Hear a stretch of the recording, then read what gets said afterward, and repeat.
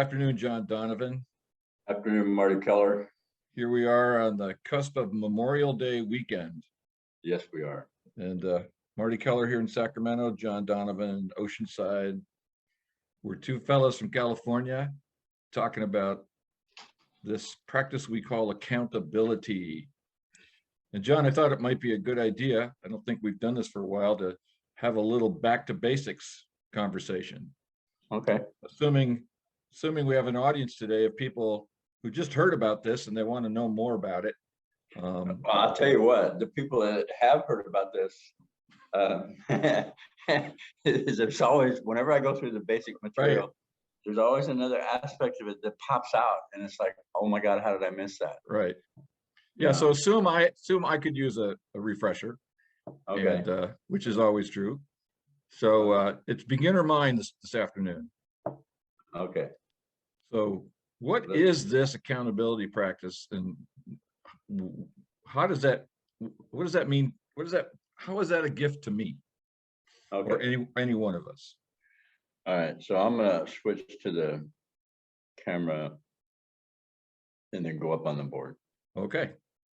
And then what I'd like to do is treat you like a participant, and then I'll ask you the question I ask every class, and then go through the basic material. So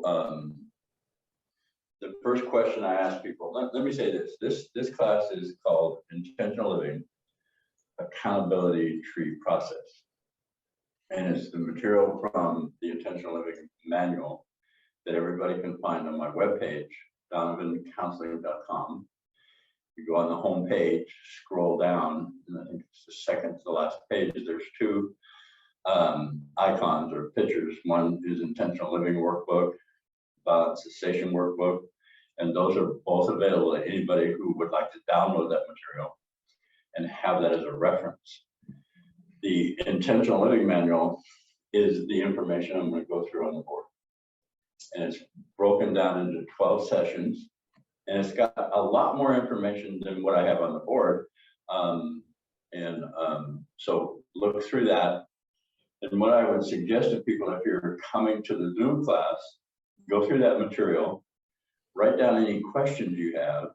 And then while you're in the class, you can ask me the question, and I'll clarify the best way I know how, based on what the question is. And usually when somebody asks a question, there's other people in the group that have that same question or a version of that question.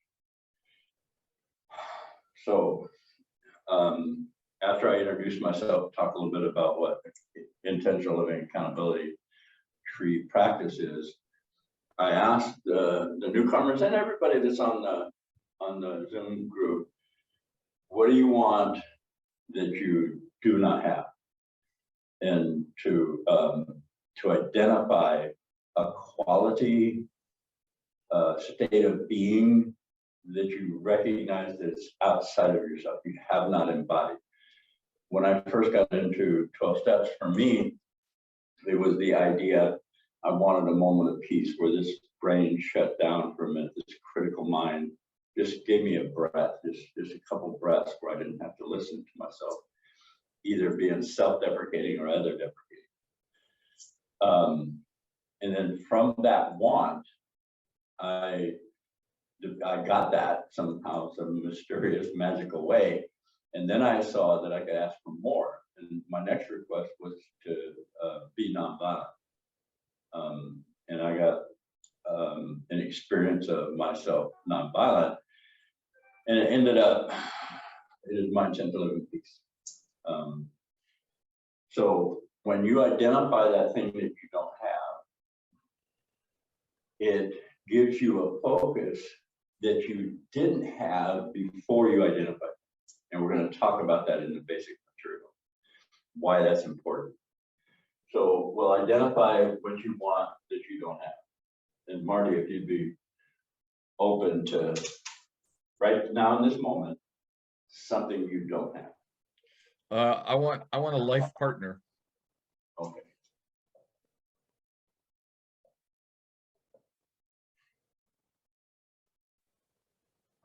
For me, it's a deeper level of peace. And also, I ain't saying that's the only thing. okay, what else? I want to feel, I want to feel the love that people give me without resistance. Okay, all right. Okay. So we're going to talk about the basic material. First, it's identifying what you want that you don't have. And then now, see, I can talk to you about the obstacles. What's standing in your way? What's preventing you from simply moving to this place, state of being that you say you want? And the obstacles to what anybody wants that they recognize they don't have are your experiences, like my experiences, which means that these are all personal to you. Anybody that says my experiences are identifying their particular journey through life that's separate, different from everybody else. There may be similarities in your journey, and you picked up your experiences from your family of origin, from your particular parents, from your journey, teachers, peers. So the first obstacle are those experiences that you've accumulated up until this moment. They're held in your conscious and subconscious memories. And this is my depiction of an iceberg. My experiences, conscious, 1/8 of my experiences are held in my conscious mind.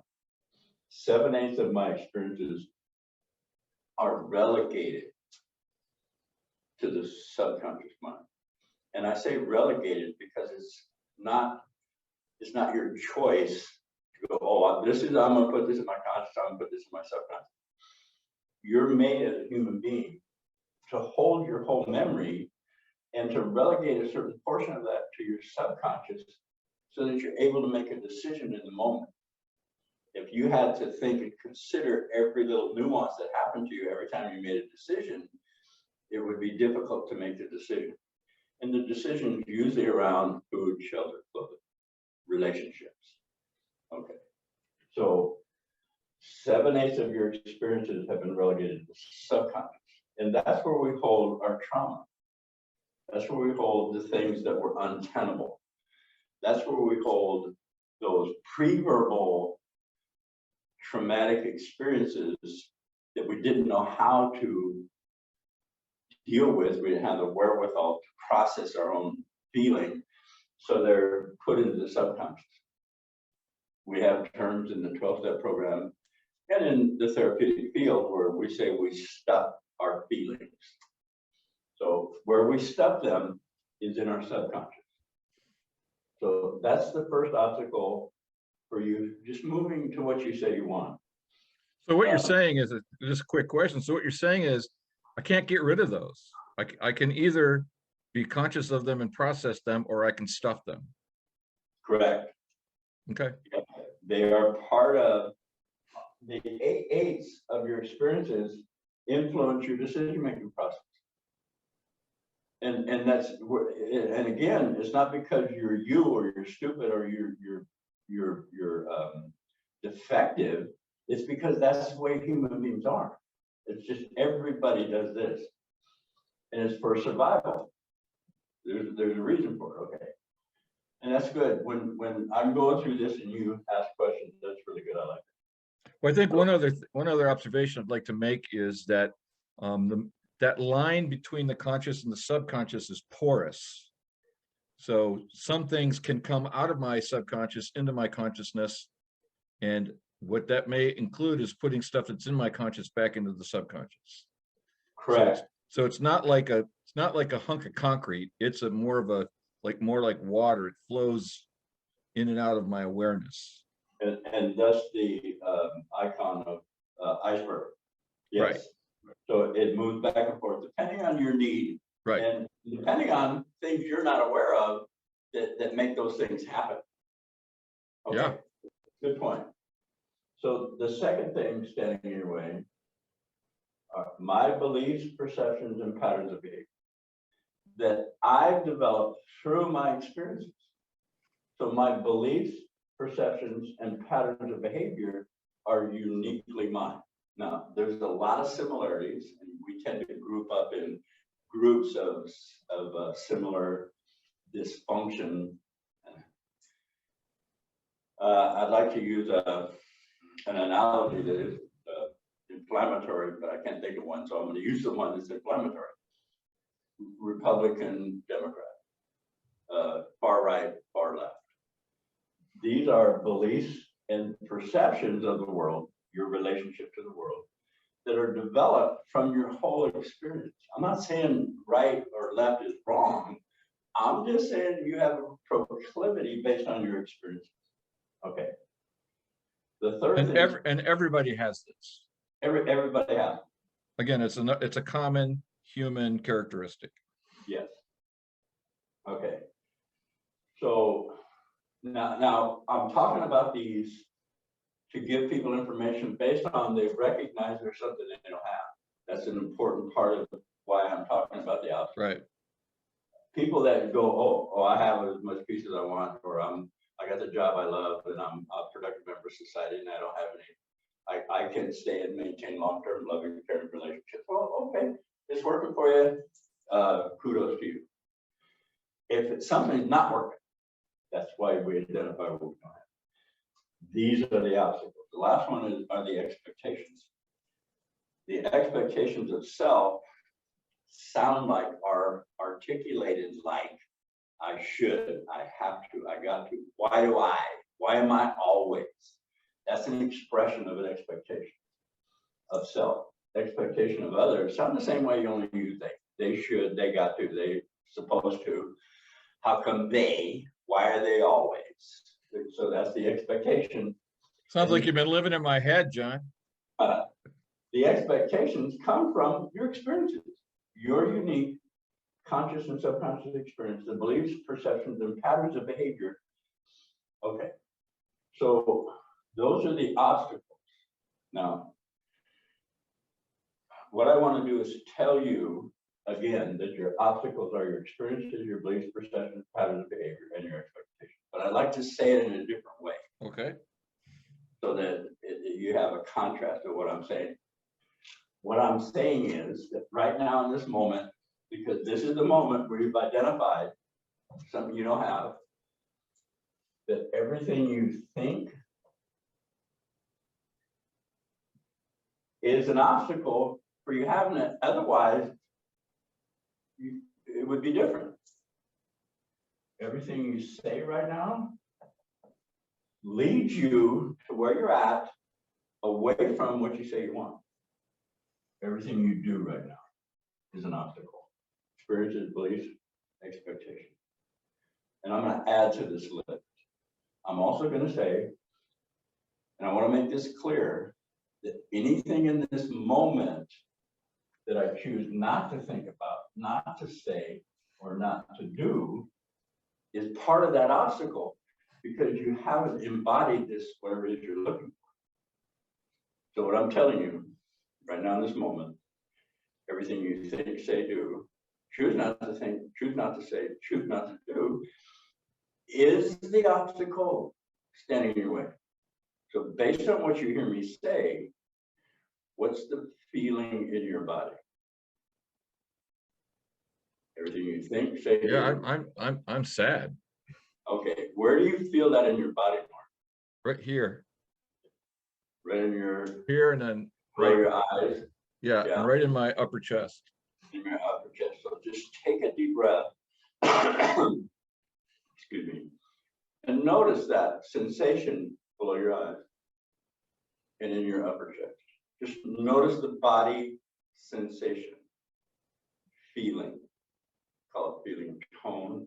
Just pay attention to that sensation. Because I have something to tell you and everybody else that's listening to that, that's playing along with us. What I want to tell you now, that you've noticed something internal, a body sensation, based on what you heard me say, that everything I just told you is no longer true. Now, I don't know if everything you think, say, do, choose not think, not say, not do, is standing your way, because you added an experience to yourself through your feeling body. The way we gain experiences is not through our rational brain. We gain them through emotional, feeling, frequencies that we embody. So my experience as an infant being brutalized or molested, whatever that fear, unknowing, I don't know, is stuck in my body, and I have no words for it. When I pay attention to my body, especially after saying I was molested or incested, there's a feeling tone. Yeah, that must have been terrifying. I don't remember. And I take a breath, and the feeling is the healing. I don't have to know. I don't have to know what it was, because these memories are, especially in your subconscious, are subjective. They're looking for frequency. They're looking for tonality. They're looking for something similar that creates a feeling tone inside myself that then alerts me pain's about to happen, hurt's about to happen, being ostracized or left, abandonment, rejection, self-worth, surrender, or trust. Okay. So again, I'd like to tell you what I just told you in a different way. What I'm telling everybody, you, Marty, and everybody that's listening to this, that the way to what you want is through your emotional feeling body. And I wish I had another way to say to somebody, especially raised in this society or on this planet, actually, that the way to something is through your feeling body. In America, in my experience of the United States, men don't cry, men don't complain. They pull themselves up by the bootstraps, get on with the work, quit complaining and whining, get the job done, and shut the fuck up. Okay. So we've been trained, conditioned to stuff our feelings, and our feelings, our emotional and feeling bodies is our Google map to fulfillment. So no, for me to move to peace, necessarily I have to pay attention to my body. Paying attention to my rational mind got me in a place where I recognize that I'm not at peace. Okay.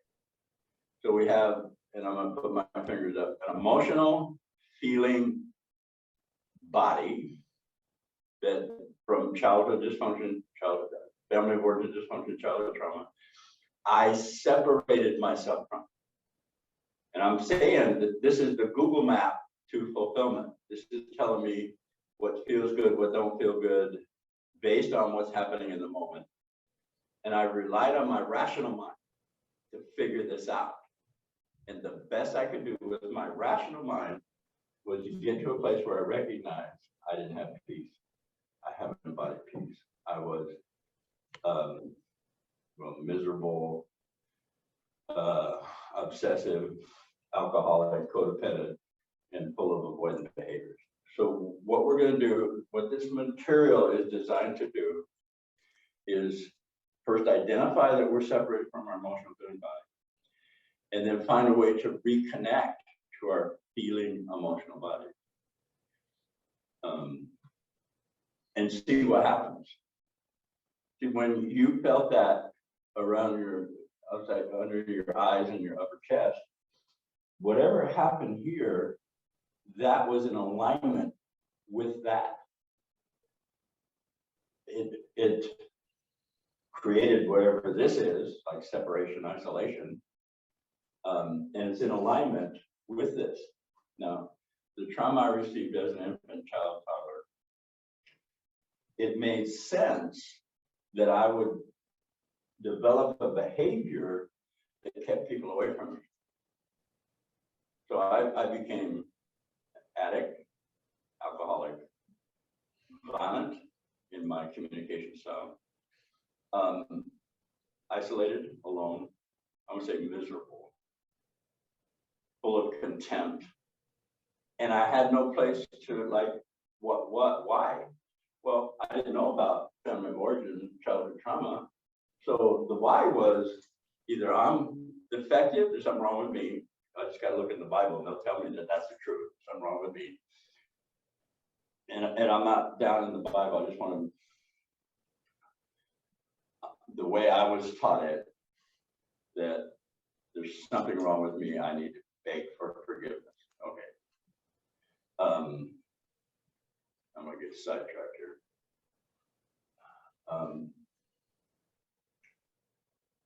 So I had the experience of worthlessness or burden, I don't know, the experience that I was a problem.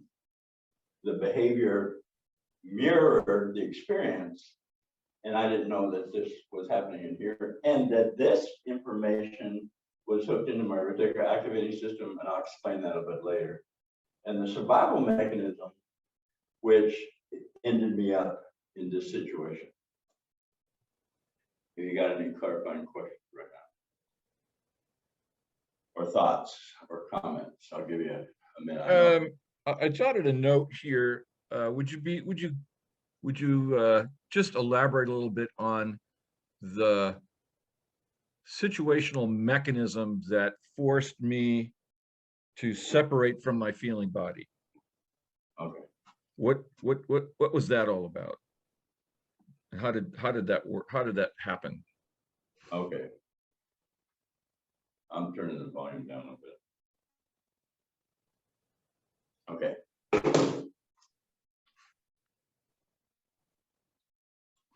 Let me to explain that, I'm going to ask you 3 questions. Okay. Okay. First question, and I'm asking everybody that's listening to this. First question. And then I'm going to explain to you why you answered exactly the way you answered this question. This is like, and I'm not clairvoyant or magical or anything, it's just, it's in alignment with what's happening with you. First question. Have you ever hurt somebody you loved, regretted it, and then found yourself doing it again, usually in the same way? Like, I'll never do that again. And 5.5 seconds later, boom, you're doing it again. Yelling, screaming. Okay. Second question. Have you ever been in an argument with somebody, and in the middle of the argument, got that you're on the wrong side of the argument, and found yourself continuing with your argument anyway? Okay. Third question. Have you ever been in a situation where you knew what you're about to do, you would regret big time? You even heard a little voice in your head say, whoa, whoa, stop, don't do that. What are you doing? No, no. And you found that you couldn't or wouldn't stop that action and or behavior. Okay. My answers were yes, yes, and yes. Okay. Well, those are my answers. Those are, oh, okay. So actually, my answers are yes, yes, and hell yes. Hell yes. So I'm going to explain why you see what you're doing and then find yourself doing that thing you don't want to do. And it's in Romans 17. Paul wrote it down. And I'm going to paraphrase it. I know what to do, and I find myself doing that thing I don't want to do. I know the right thing to do, and I always find doing the things I hate. That's paraphrasing. Okay, the answer is, why do I do this, knowing, seeing, and you've been hearing, whoa, don't. You have in your brainstem, this is a diagram of a brain, cutaway of a brain. Brainstem and midbrain, a thing called the reticular activating system. And the reticular activating system is a net-like group of cells that permeate the brainstem, and all your nerves, all your memories enter your brain from your body through the brainstem, and then they're filtered to coincide with what you believe about yourself, with what your perceptions of the world are, and what excuse me, the patterns of behaviors that you find yourself in. So it filters out. I was going to say, that's like a programmed filtering mechanism. Yes. And if my belief is, Marty, an example of this, if my belief is I'm not enough, there's something wrong with me, and somebody pays me a compliment, I'll sidestep the compliment because it doesn't fit my belief about myself. I'll deny it. I'll say, oh, that was easy. You don't know. Oh, you must got me mixed up with somebody else. I'll go to humor because I can't receive that compliment because it doesn't fit what I know, my perceptions of myself and my beliefs about myself based on the experiences I've had and the expectations that I've developed. So my expectations, you tell me there's something wrong with what I just did. That's what people who love me have been doing all my life. And when you pay me a compliment, it's like, okay, no, I'm not going to receive that. And I'm not doing this consciously. Right. The reaction response. And the reaction response. So just if I could, my way of saying this is my programming doesn't have any room for that information. Correct. So the reticular activating system, which is programmed to hear certain things, can't hear that. So therefore it triggers this rejection response that you were talking about. Okay, fight, flight, freeze, please. Fight is an adrenaline flush through the body where something is perceived as life-threatening. The adrenals kick in, pump blood to my extremities so I can fight. It disconnects me from any capacity I have to consider or deduce, like my emotional body and my rational brain. So it puts me in a reactive mode, and whatever's coming at me is the enemy because it's life-threatening. And this example is a somewhat benign example. Somebody paying me a compliment, I go into flight. No, that's not me. I back away from it. Right. I remember a woman who said to me, John, I love you. And I felt myself backing up.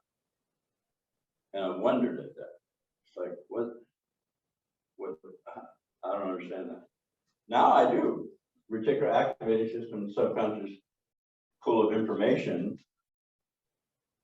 Something somewhere in my childhood, I heard, I love you, whack, or I love you, diminishing verbal violence.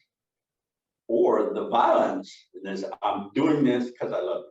So my automatic subconscious response to I love you was to back up, actually physically back up, get away from her ability to swing and connect with me.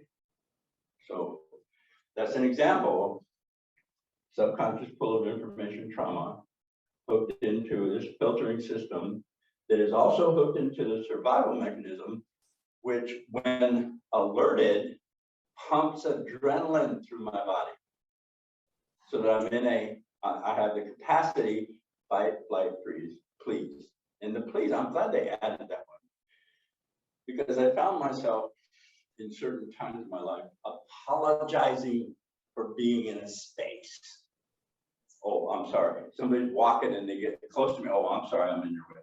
It's like, I now understand that it's a survival reaction response from trauma that I'm not even aware of because it's in my subconscious. So fight, me doing violence to somebody, flight, me running away from somebody from perceived violence done to me, freeze, I go blank, I'm not in the room anymore. People are talking to me and I'm just like blank. Or please, oh, I'm sorry. Let me get out of your way. Oh shit, I'm in your way still. That's a reaction response based on information on a frequency, feeling, emotional level. I may have words for it. I may have details for it. My body has logged that. If there's anything similar in my current reality that matches, I'm like, boom. We can understand somebody coming from a combat zone, walking down the street, they hear a car backfire. Boom, they're on the ground. It's like, what's that? Oh, he was in combat. We understand that. But somebody saying in a room with somebody they say they love, hearing that person, I love you, and then backing away. It's like, What is that? Same thing. Complex post-traumatic stress. Complex post-traumatic stress. Hooked into Well, so I'd like to dwell on that for a second, if you're open to it, which is that the truth is, because the mechanism in our brain that responds to trauma doesn't give a shit about what the trauma is from the external stimulus, right. that for a little child, when I was a little kid and my brother died and my mother and father went into grief and didn't include me in it. Correct. That's like being in a war zone, a combat zone for a little kid. It's the equivalent at an emotional level of that soldier in Afghanistan facing an IED. Correct. So I think that's important to really get that this has this direct immediate impact on our little brains. And because of the nature of complex PTSD, which I call PTSD of 1,000 paper cuts, there's an accumulative effect because there's nothing intervening to prevent it or to assuage it or to heal it while it's going on. It just accumulates. Age 6 months, 12 months, 18 months, 2 years, 3 years. It's just happening more and more and more. And so our little brain is doing nothing but creating that survival mechanism that you've got there on the board, because of these regular iterations of traumatic emotional violence. And sometimes some of us have more than just emotional violence. Some of us had physical and or sexual violence. Yes. And we've forgotten about it. Right. It's in our subconscious. Oh yeah, because it was just normal. Yes. And we don't know it's there. And yet it's active in our everyday life, at breakfast, at lunch, at dinner, at deciding which way we want to go, at our marriages, at our funerals, at our confirmations, at our school, at our looking at our, it's there. Driving down the highway. Yes, driving down, especially driving down the highway. Okay.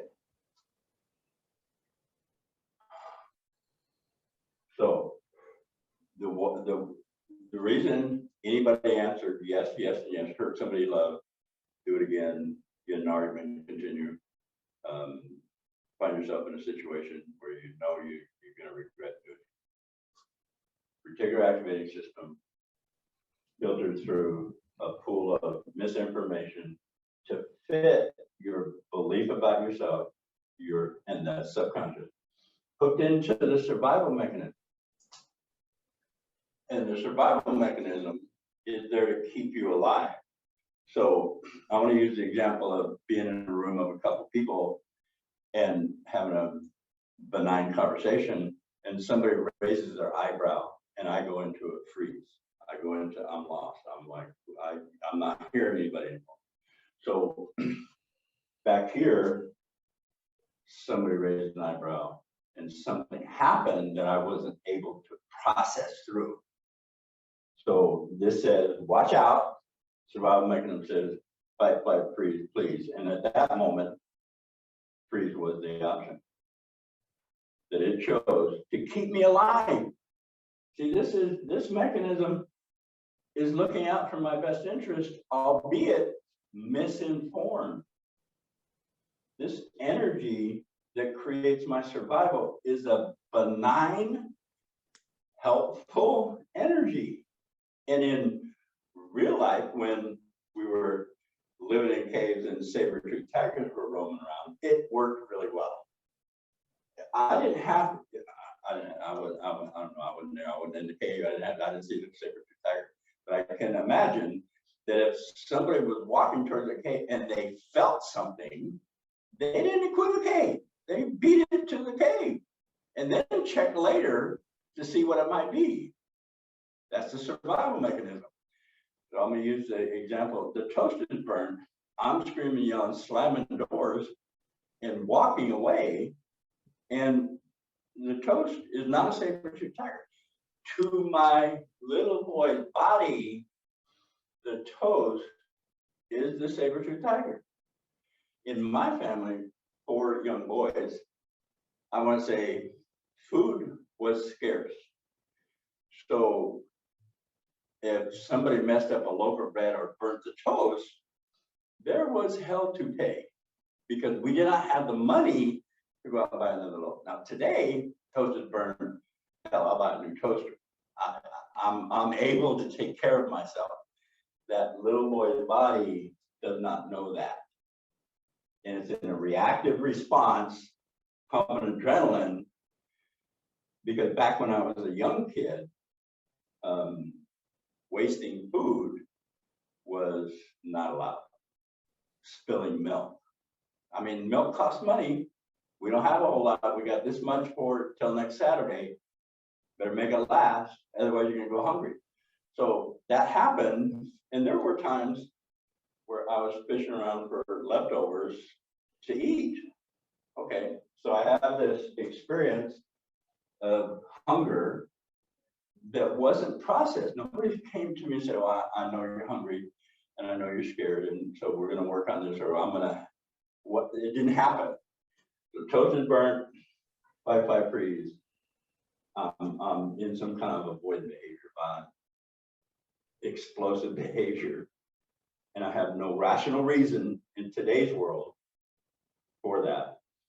So then I go to, well, it must be me, or it's obvious that they don't give a shit. So I go into blame or judgment.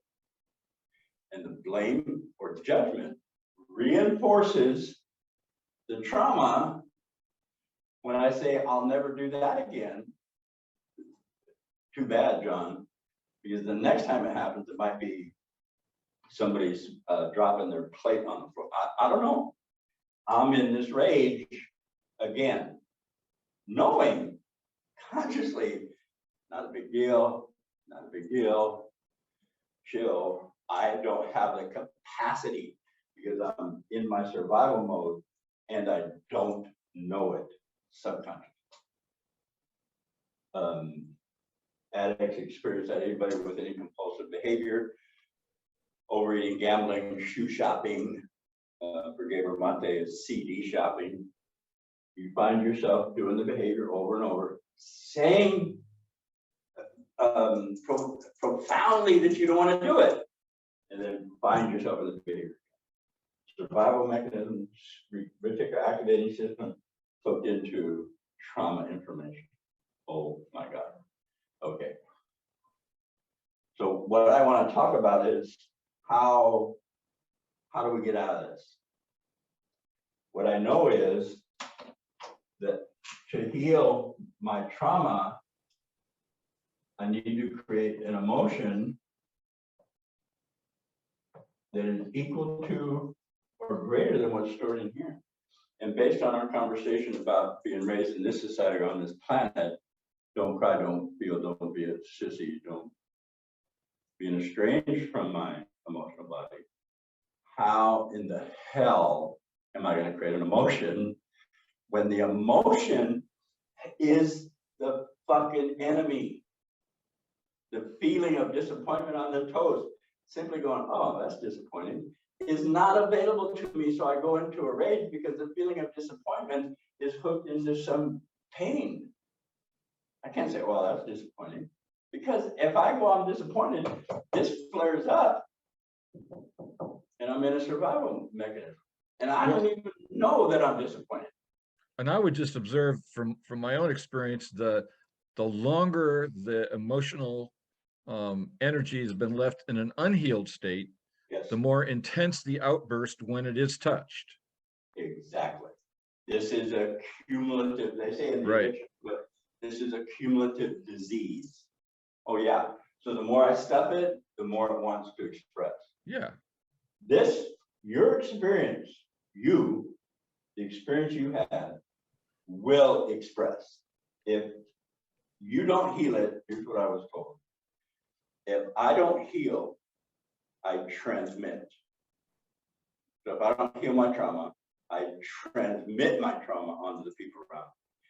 Therein lies intergenerational passing on of the dysfunction. Oh, it's more subtle than that even, because I can not only transmit it to you, but I can transmit it into my body and affect my physical health.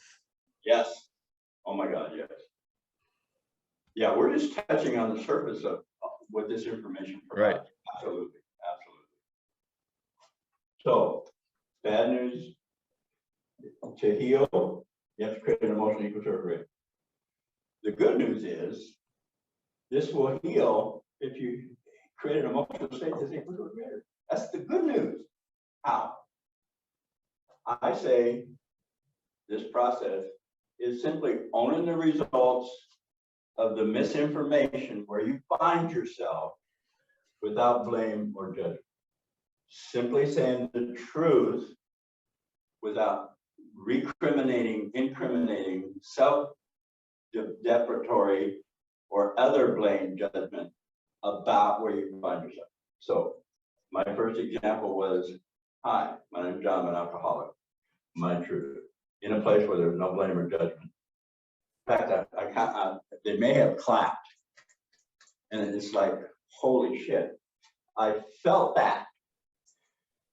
I do not need to know how to do an emotion. My body has In not. fact, that doesn't help. No, it doesn't help. Trying to have an emotion is the furthest thing you can get from an emotion. My body remembers and is in an emotional state 24/7, however many years I am old. I can deny it. I can dismiss it. I can diminish it. I can stop it. I can do all those things. I cannot not be in an emotional state.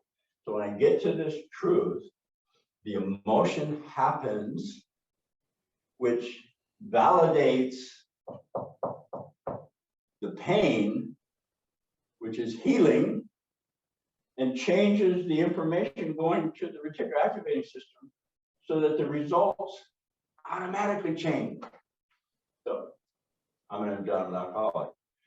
Took a breath. My first thought, I'm coming back. Holy shit, how did that happen? Before that, I didn't want to be there. These guys are crazy. They got this book they're talking about. They're talking about all the bad stuff they were having. I mean, I just could not see what they were doing. As soon as I heard myself say, I'm John, an alcoholic, it didn't matter what they said. I'm coming back. There was a healing that happened. I went from reactive to proactive in that one statement. I'm an addict. I'm an alcoholic. Another example of this is when I realized that I was mean. And I had children at the time. They were preteen and teenagers. So the truth was, I'm mean to my children. What? No, whoa. No. End result. Without blame or judgment, I'm mean to my children. Took a breath. Oh my God, that hurt. That hurt. This hurt. And I couldn't say it hurts. I hurt. Holy wow. It is my intent to be a loving, caring, nurturing father. That intent is a directive to this mechanism to clean this up. And when I said it, I intend to be a loving, caring, nurturing father, there was a healing happen in my subconscious. I'm mean to my children. Frequency, feeling, tone. Emotion is the wave of information. The feeling is the reception of the information through my body. It opens up, releases, and I'm lucid. I'm not in an adrenaline state. Like, oh, I was only mean to them because, you know, they got to be tough. It's like that. No, that's the bullshit story I came up. I'm mean to my children. Hurt. Oh my God, and it wasn't even words. It was just this feeling of sadness. I intend to be a loving, caring, nurturing father. When I say I intend to be a loving, caring, nurturing father, in this feeling tone, it is a directive and an accumulation of new experience that I add to this old, which changes, heals my perception and patterns of behavior. Automatically, Marty, automatically, because this came out automatically from the trauma. One of the best things about adult children of alcoholics 12-step group is they have a list. I call them 14 traits. The first time I walked into one of those groups, they read that, and they call it the problem at the time. They didn't have them delineated in traits. And they read the problem: fear of authority figures. Love those we could pity. We confuse love and pity. We married those we think we could rescue. We either became alcoholics. It's like I was like looking around, wondering how did they know I was coming? They nailed me. But say now I understood that these traits are similar in people coming from trauma. It was like out in the open. No, I don't know how to do long-term loving care relationships because the trauma separated me from my emotional feeling body is what I need to get close to somebody and maintain proximity. Not through my rational mind, because my rational mind tells me they're dangerous. And it don't make sense. Or makes them the enemy. Oh, she's just trying to emasculate me. No. Here's an example of me thinking a woman's emasculating. I come home late. I walk in the door, I hear, "Where the hell have you been?" And I'm like, who the hell do you think you're talking to? I'm the man of the house. I work hard. You shouldn't treat me like that. I don't deserve this disrespect. Okay. Defense. Now I walk, somebody says, "John, where the hell have you been?" I go, "Oh, I see you're concerned. I see you love me, and I see you're worried about me. Let me tell you where I've been, because this is the relationship I've been looking for, and it's been right in front of me the whole time. I could not recognize it. Reticular activating system filtering out. Watch out, women are dangerous." That was true about my mother. Anyway, there we have it. Couple of you're doing good, John. A couple of points I'd like to cover Okay. before we wrap up. Number one, can you talk a bit about the iterative nature of this work? We used to put it with a big heart-shaped thing, and repeat. And repeat. Okay. So this process is what we call the accountability tree process. No blame, no judgment. Simply stating the data of where you find yourself. Just, Right. I am here. Without blame or judgment. See, that's key. If I say this and don't blame or judge myself, I would like people to consider that that's unconditional. There's no condition on me. Like say it right or don't say a certain way. No, my truth, no blame, no judgment, is me experiencing unconditional space. You can call it love. I want to call it love from myself. And if I'm in the rooms with somebody, I'm also receiving it from them, because we're all looking for the same thing. And they understand the 14 traits and what happened. So I'm able to say what we normally call the character defects and not have a condition placed on me about how come, why, or question. Unconditional data. That creates a frequency, a feeling tone.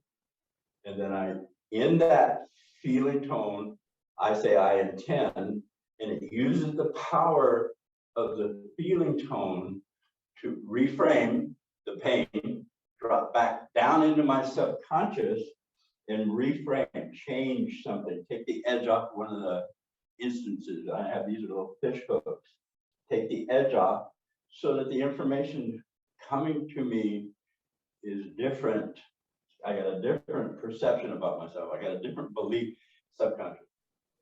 I intend is a directive to this mechanism to find that for me. just like I found unworthiness for me.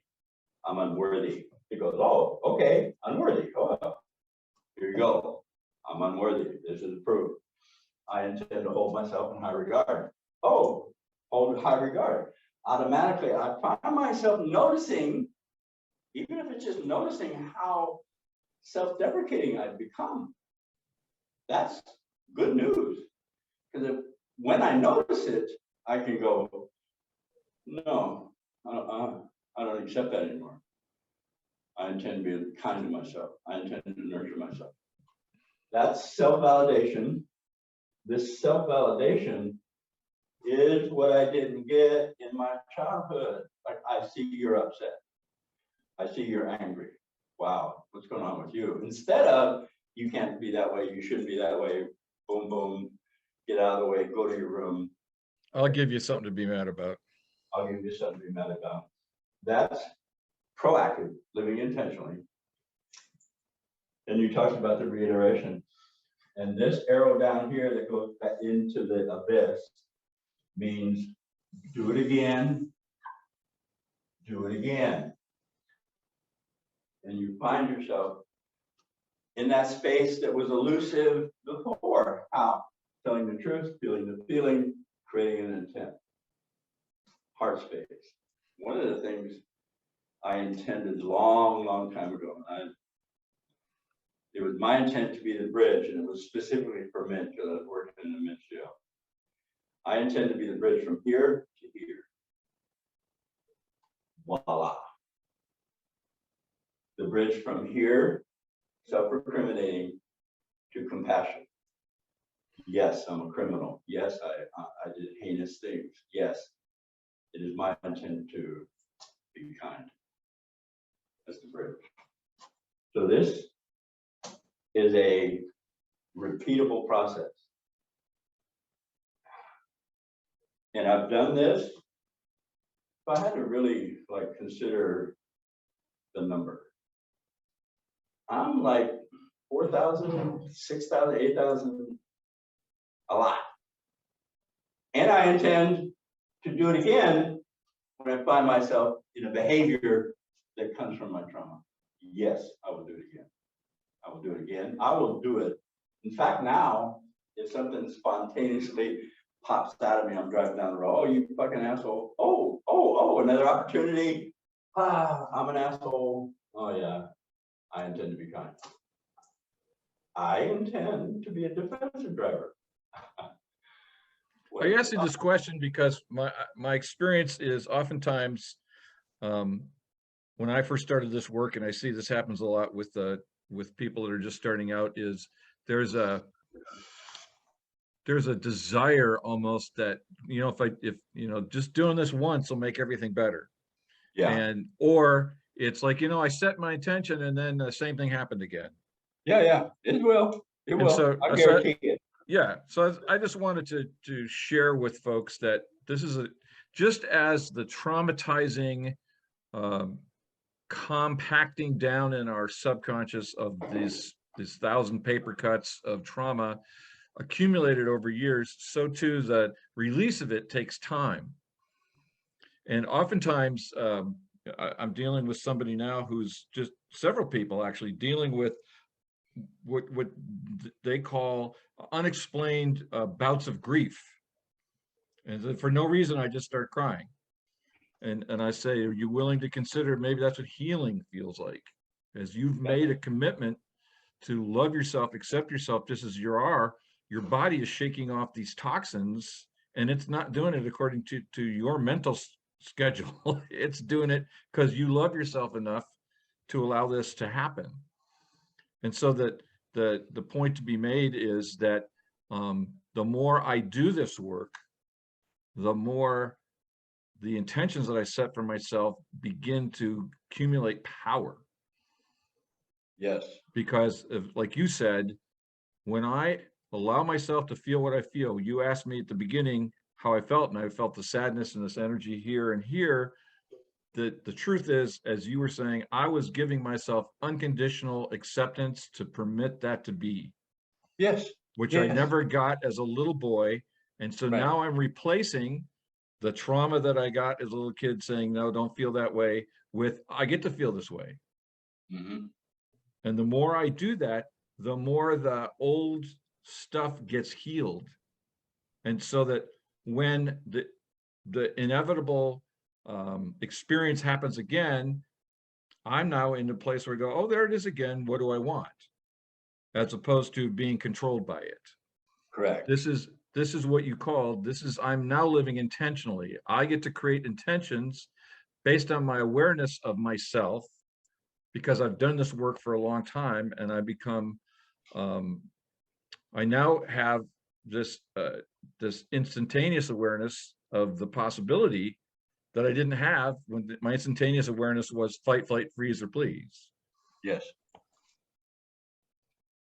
So we're running to the end here. Just one quick other thing I'd like you to address, if you'd be willing to, and you hinted at it a minute ago, and that is the question of why this is so much more powerfully done in a group setting. Here's how I put this for me in my awareness of what was happening to me when I joined meetings. My trauma came in the presence of other people. Necessarily, my healing is going to come in the presence of other people. I'm being witnessed and not judged. And I can feel that. It's a validation. It's like I go to a meeting and say, I'm feeling sad, hurt, and I'm in this grief process. Nobody says, oh, don't do that. They just, oh, yeah, John, I'm hearing you. Or nobody tries to stop you from feeling that way, or put their arm around you, or anything. Or fix me. Right. Yeah.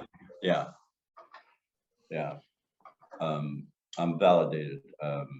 And that's what I do with my grandson. If he's crying, I see you're upset, or depending on the situation, right. I see you're angry, or I see you're upset, or I see you're disappointed. And I use feeling words so that he can like get the concept of, oh, I'm in a feeling state. And he's not bad. He doesn't get chastised. He doesn't get ostracized. He's not punished for having a feeling that he does not yet know how to regulate. Tell people who are hearing this for the first time how old your grandson is. Right now he's 6. All right, so do we get that as 6-year-olds? Say that again. I said, did we get that as 6-year-olds? No. And so this is the ABCs of accountability. John, I really appreciate your going into depth on this. Anybody who's watching this who would like John to elaborate on anything, please just shoot us a note. At the end of the podcast, there'll be a list of John's and my email addresses. You can send us questions. You can also find out how to attend any one of our accountability practice meetings. There are 5 in our little orbit. We have one on Monday evenings, Tuesday afternoons, Wednesday afternoons, Thursday evenings, Saturday morning, all Pacific time. We'll be happy to send you. They're all on Zoom, so it doesn't matter where in the world you are. If you'd like to participate, come to a meeting. You don't have to talk. You can just listen and see how the process works for yourself. Everybody is welcome. And so with that, as always, John, I'd love to leave you the last word. When I first came to this podcast, I was like thinking, I don't want to do a whole lot. And I came and was open. And usually when I was going to meetings and I found it the hardest, it's like I really don't want to go to them. And I found myself going, those were where I got the gems. And not that I didn't get gems with the meetings I went to, but they just taken my body where my mind didn't want to be, and experiencing healing. So it is my intent to offer this information to as many people as possible in the shortest amount of time, and bring relief to as many people as possible. Just by absolutely just understanding the mechanism behind this, and then going, oh, I have power over this. That's what on the brackets, power and choice. That's what I developed through my recovery process, is the power to make choices. And power, meaning options or soul power. I looked up the Greek word for power that they used to translate. They translated this word dunami into power. And in Greek, dunami meant a lot of things. And one of the things it meant was soul power, this spiritual power, this force that we have inside us working in our own best interest. That's the power that I'm talking about. So that's it. Well, all I can say is amen. Yes. Well, Thanks, thanks as always, John. Good to be with you. And we wrap up another month of podcasts, and have a great Memorial Day weekend, and we'll see you next month. Got it, Marty. All right. Take Love you. care. Love you too.